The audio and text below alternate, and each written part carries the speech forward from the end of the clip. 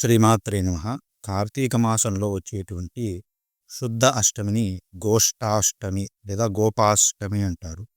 ఈ రోజున గోపూజ చేసిన అసలు కార్తీక మాసంలో సంవత్సరంలో 365 రోజులు కూడా ఈ రోజు గోపూజ చేసినా కూడా ముక్కోటి దేవతల అనుగ్రహము కలుగుతుంది. విశేషంగా ఈ గోపాష్టమి రోజు చేసినట్లయితే అఖండమైనటువంటి ఫలితం కలుగుతుంది అని శాస్త్రములు చెప్పడం జరిగింది. అసలు గోపూజ యొక్క మహిమ ఏమిటి చెప్పాలి అంటే, శృంగేరి పీఠాధిపతి వర్షుత పీఠాధిపతి గురువు గారు అంటే భారతీ తీర్థ స్వామి వారి యొక్క గురువు గారు చంద్రశేఖర భారతీ స్వామి వారు ఒకసారి శారదా దేవి యొక్క దేవాలయం ఉంది కదా పీఠంలో, అక్కడ ముందుగా గోపూజ చేస్తున్నారు. చక్కగా శాస్త్రోక్తంగా గోపూజ చేసి ఆ తర్వాత శారదాదేవికి అభిషేకం అనేది చేయడం అనేది ఒక ఆచారంగా ఉన్నది. అలా ఒకసారి ఆ గోపూజ శ్రద్ధగా చాలాసేపు చేసిన తర్వాత మరి శారదాదేవికి అభిషేకం చేయకుండా వెనక్కి గురునివాస్కు వెళ్ళిపోతూ ఉంటే అక్కడ ఉన్న పరిచారకులు వాళ్ళు అడిగారు, స్వామి లోపల ఉన్నటువంటి శారదాదేవి కూడా మనం అభిషేకం ఆచరించాలి కదా అంటే, ఇక్కడ ఉన్నది ఎవరు అన్నారు. ఇక్కడ గోపూజను ఎవడైతే శ్రద్ధగా త్రికరణ శుద్ధిగా చేస్తాడో వాడు సమస్త దేవతలకు పూజ చేసినట్లే. నేను ఇప్పుడు చేసినటువంటి ఈ గోపూజ శారదాదేవికే చెందుతుంది. అందులో అనువంత కూడా అనుమానం లేదు. కాబట్టి ప్రత్యక్షంగా శారదాదేవి నా ఎదురుగా నిల్చొని నా పూజను స్వీకరించిందయా, మళ్ళీ నేను ప్రత్యేకంగా శారదాదేవి పూజ చేయాలనా అని అడిగాడంటే, చేయవద్దు అని కాదు, వారి ఈ లోకానికి చెప్పడం కోసం అలాంటి వ్యాఖ్య చేసినారనమాట. అంటే ప్రత్యక్షంగా గోవును పూజించినట్లయితే మీరు సమస్త దేవతలను పూజించినటువంటి ఫలితాన్ని పొందుతారని సాక్షాత్ జగద్గురువులైన వారి చెప్పినారు కనుక విశేషంగా ప్రతిరోజు కూడా ఇప్పుడు ఒక 12 నామాలను నేను గోవు యొక్క 12 నామాలను చెబుతాను. ఈ 12 నామాలను విశేషంగా గోపాష్టమి రోజు చదవండి, లేదా ప్రతిరోజు కూడా ఒకసారి స్మరించండి. మీకు గోవు కనబడింది అనుకోండి, ఆ గోవు దగ్గరికి వెళ్ళి ఒక ప్రదక్షిణ చేసి పుష్టభాగాన్ని స్పృశించి ఏదైనా ఒక ఆహారాన్ని, దానికి గడ్డిని కానీ చిట్టి గారెలు చిట్టి బూరెలు వేస్తే చాలా మంచిదండి. అవన్నీ మీకు అందుబాటులో ఉంటే వేయండి, లేదా చక్కగా పచ్చగడ్డి వేస్తే మంచిది.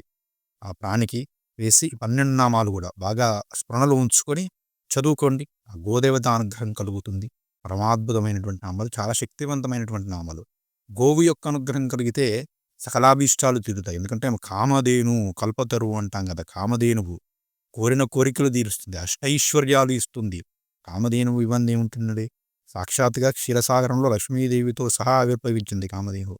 కాబట్టి ప్రతి ఒక్కరూ ఈ యొక్క నామాలు చదివి, ఆ స్తోత్రం కూడా ఇస్తాను, ఒక చక్కటి స్తోత్రాన్ని, దాన్ని కూడా విని చదివి నేర్చుకొని గోదేవత అనుగ్రహాన్ని, ముక్కోటి దేవతల ప్రసాదాన్ని పొందండి. గోవు కనబడగానే నమస్కారం చేసి సర్వతీర్థమయీం దేవీం వేద వేదాత్మికాం శివాం సురభిం యజ్ఞస్య జననీం మాతరం త్వాం నమామ్యహం అని 2 చేతులు కూడా జోడించి నమస్కారం చేసి చక్కగా ప్రదక్షిణలు చేయాలి. ఇంకా ఈ విధంగా స్తోత్రం చేయాలి ఆ తల్లిని.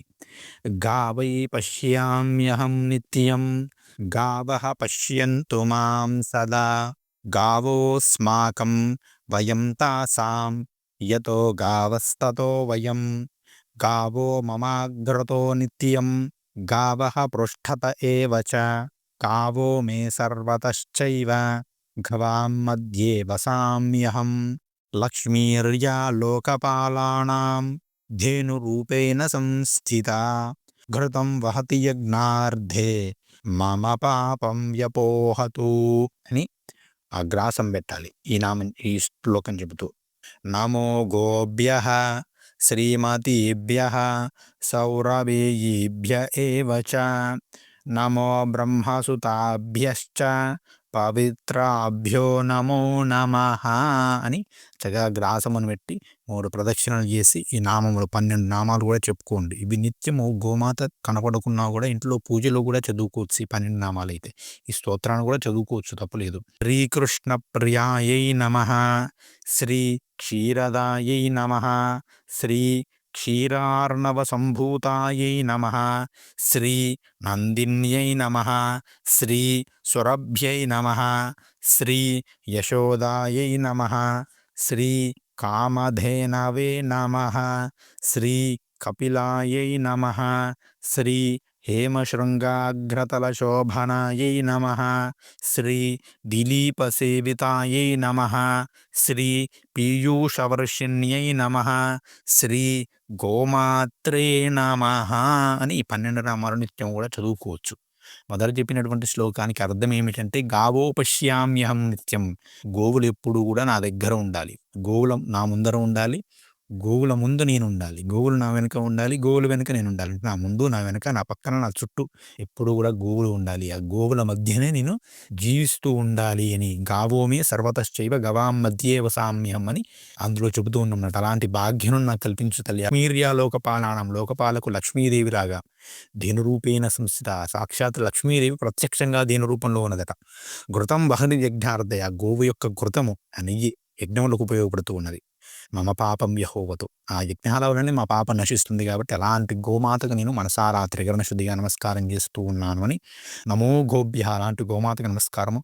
శ్రీమతీభ్య సౌరభేయీభ్య ఏవచ నమో బ్రహ్మసుతాభ్యశ్చ పవిత్రాభ్యో నమో నమః. దర్శన మాత్రం చేతనే జనులను పవిత్రము చేసే ఓ తల్లి, నీకు పరిపరి నమస్కారములు చేస్తున్నానని ఈ గోవును స్తోత్రము చేయండి. చక్కగా 12 నామాలు మీరు ఇంట్లో ఈ 12 నామాలు రోజు చదువుకోండి. గోవు కనపడ్డా కనపడకపోయినా గోవు కనపడగానే పై స్తోత్రాన్ని మీరు చక్కగా ఏముంది ఫోన్లో కూడా స్క్రీన్ షాట్ తీసి పెట్టుకోండి. చక్కగా ప్రదక్షిణలు చేయండి. మీకు ఈ స్తోత్రం రాకపోయినా సరే ఆ నమస్కారం అయితే చేసుకుని ప్రదక్షిణలు చేయండి. తర్వాత ఫోన్ చూసుకొని దూరంగా నిలబడినా సరే ఈ స్తోత్రాన్ని చదువుకోండి. కానీ చక్కగా నమస్కారం చేసుకోండి.